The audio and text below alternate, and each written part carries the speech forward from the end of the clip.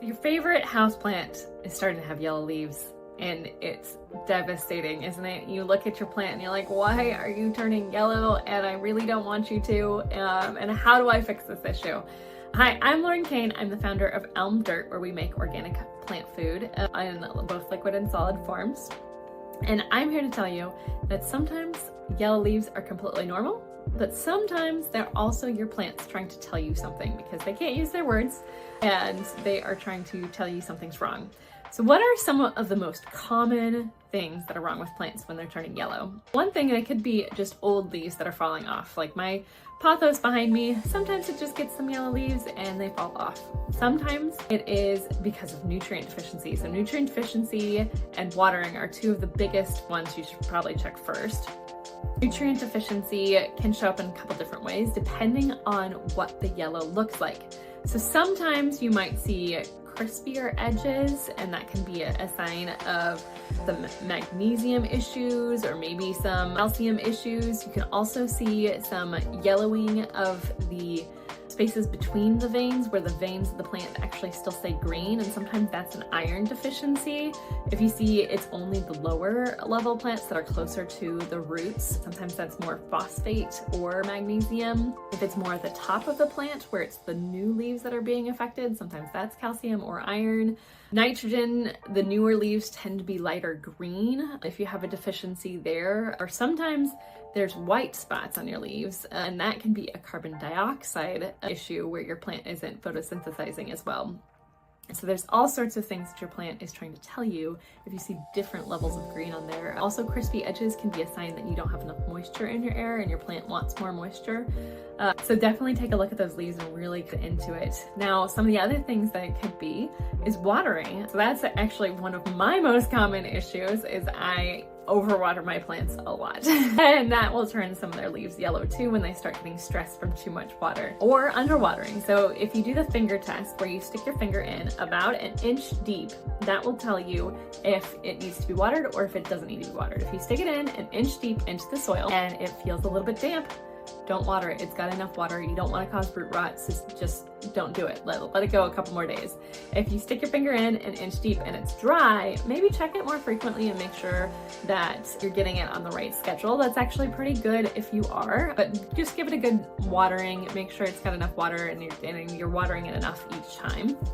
And hopefully it'll be just perking right back up. Now, one of the other things is if you're seeing the newer leaves that are paler, sometimes that's also from lack of light. So you can also see when the leaves start to all get pale. Pothos behind me in the wintertime gets a lot lighter colored. Right now it's dark green because it's been summer and it's really soaked in that sunshine. But as I start to lose light in this room, it can actually get lighter over time and I start losing the deep green and get into more of a lighter green. And so if you're seeing a lighter green on your plants, not only could that be a nitrogen deficiency, but it could also be a light issue. So take a look around your plant. Is it in a dark and shaded corner?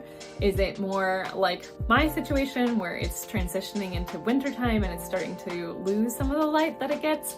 And maybe you want to do something about it if your plant really looks like it's struggling. For me, the pothos behind me, it'll get lighter in the wintertime, but it won't die and it'll survive just fine, so I leave it where it is. Or maybe you want to do something about it. Older leaves are definitely an issue. I mentioned that before. I've got a couple plants that love to drop their older leaves in favor of making newer ones, and that's just the natural life cycle of it. Some other things to look for are pests. So if you're seeing yellow leaves, look around for spider mites, look around for thrips, look around for scale that might be on your plant. One of the things I had going on this year was scale actually attracts ants. So one of my plants that sits inside during the winter, but I bring outside during the summer, had scale covering the stems of the plant, which scale is a bug. It's not like a disease or anything like that. They're bugs, and they produce something sweet that apparently the ants like to eat. And so now my plant is covered in ants. I'm gonna have to do something about that before I bring it inside. I learned I could rub it down with some just rubbing alcohol and get rid of those scale real easy, and then hopefully the ants will go away and stop trying to bug my plant. So definitely look around for those things. Thrips are kind of hard to see. They like to hang out. They're little tiny bugs that like to hang out on the underside of leaves. take a look for that. We've got some natural solutions if you want those, or you can wipe them down by hand, which really helps to get all the little pieces of it. Even our plant shine has some helpful things to help deter it while you're wiping them down, so that's always something to look into.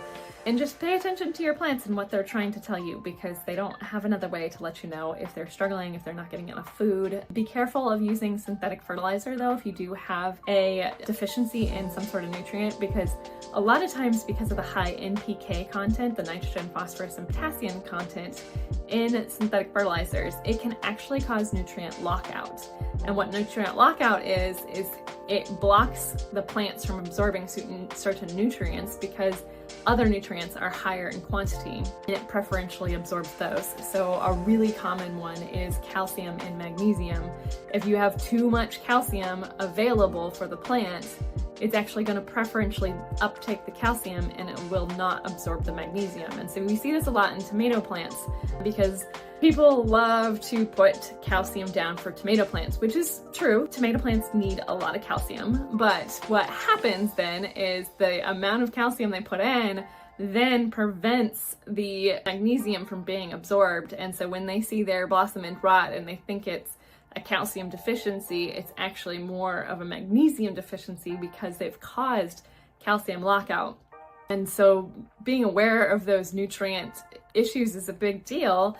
However, most people don't want to get into the science of why certain nutrients lock others out, and it's not every nutrient locks other nutrients out. There are relationships between the different nutrients, and that's why we've created our natural product line, including microbes that help manage those situations for you.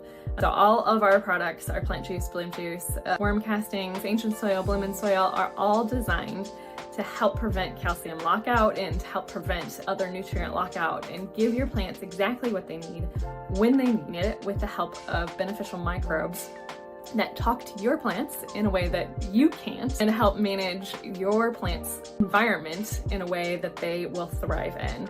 If you have any questions, drop a comment below, reach out to us, email us, DM us on social media. We are always more than happy to connect with fellow plant parents that want to know more about how to raise their plants better.